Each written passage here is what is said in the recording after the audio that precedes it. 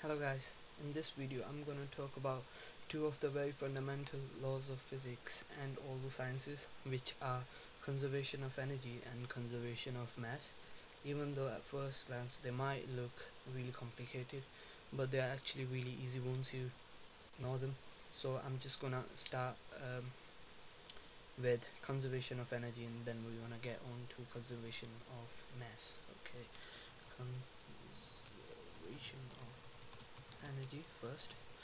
So what is conservation of energy? Before we actually talk about conservation of energy, we need to know what energy is.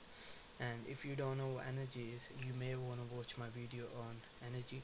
I'm just briefly gonna introduce you to energy so we can actually get on with this. For further information on energy or mass, please visit my other videos, which will actually go talk about them in more detail.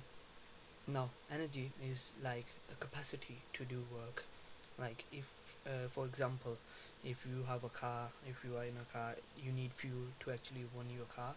Just like this, if whatever you want to do, you actually need to have credit to do it. Like if I use the analogy of money, like if you want to buy something, you actually need the money to buy it. So money is the currency you use to actually buy, exchange stuff. Just like this in the universe, like in if anything is happening, it's happening due to the energy transfer. For example, if something is moving, it's moving due to kinetic energy, the energy of motion. If for example, if something is sitting on top of a mountain and then suddenly it just like starts to come down or falls, is due to the potential energy which is stored inside the body and then is converted into kinetic energy. So you can literally, like, you can convert energies into different forms. So you have like different forms of energy, like let me just write it down so it's a bit more clear if it works. Yeah, so different forms of energy.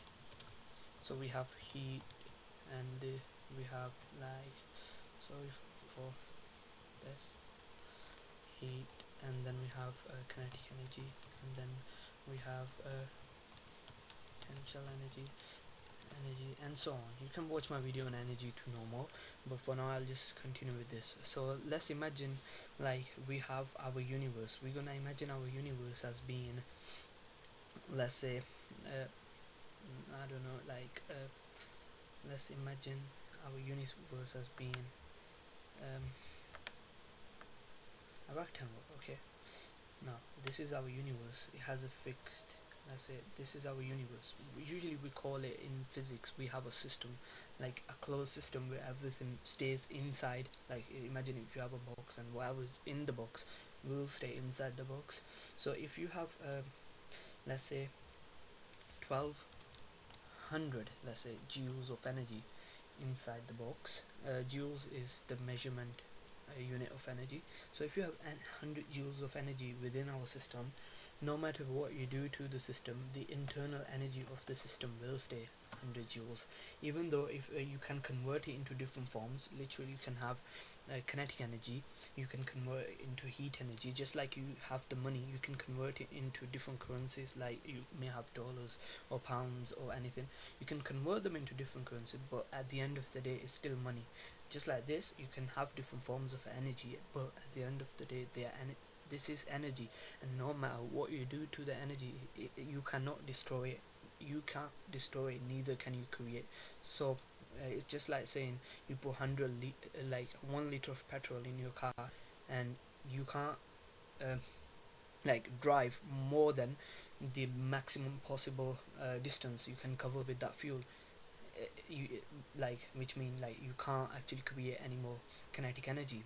So it is fixed, you can't destroy it. You can't just have, okay, you think, all right, I have 100 joules in my system and now I'm gonna destroy it somehow, and it becomes 50 joules. This never happens, it stays the same. So this is our first law of physics, conservation of energy. Energy inside the system or inside the universe is fixed. It's converted into different forms, like converted into light energy, which comes from the sun onto the earth, which then plants use and create chemical energy. And and all sorts of different forms of energy, sound energy. But at the end of the day, when you collect that energy together, it's still energy. It's not you don't just you created 100 joules of energy, and I mean you have 100 joules, not created. You can't create energy. You have 100 joules of energy, and then suddenly what happens, you find that it becomes 110. This is not possible. You can't create energy. So this is the first law. And now I'm gonna come on to our second law of physics, which is conservation of mass. Now, conservation of mass. This is actually more simpler than energy, because energy is an abstract idea. You can't actually see energy, so it's harder to imagine energy. It's just like a sort of measurement unit used in science to actually compare different um, activities, but you can't actually see energy, you can't actually touch energy. It's an abstract idea. But mass, can actually touch mass, like anything you have around you, which is like physical, it has a mass. And let's say if you have an object within your system. Now system, we're going to talk about masses inside systems rather than the energy. So you have this tiny thing inside your system, and it has a mass of 2, let's say 2 kilogram. So it has a mass of 2 kg. Now this mass of 2 kg is going to stay the same no matter what you do to this mass. The mass, you cannot create mass, neither can you destroy mass. Just like energy, mass is also conserved. You can't just do a reaction like a chemical reaction, like you combine oxygen with hydrogen, uh, 1 mole of hydrogen, 1 mole of, like, okay, not moles, let's talk about even simpler, 1 mole or 1 kilogram of hydrogen and 1 kilogram of oxygen, and you combine them together and you form 3 kilogram of water. This is not possible.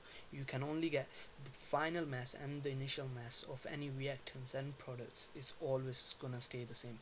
So any mass inside in our universe, whatever that mass is, even though we actually don't know quite well how much it is, but it never changes. It cannot be destroyed, neither can it be created. So mass is also a conserved quantity. It stays the same. Just like our conservation of energy, we have conservation of mass. It cannot be created and it cannot be destroyed. You may divide it into further parts, like you have a 2 kg of this, and then you divide it into half kg of 4 blocks. But still, if you add them all up, you at the end you should get 2 kilogram, because just like energy, mass is conserved.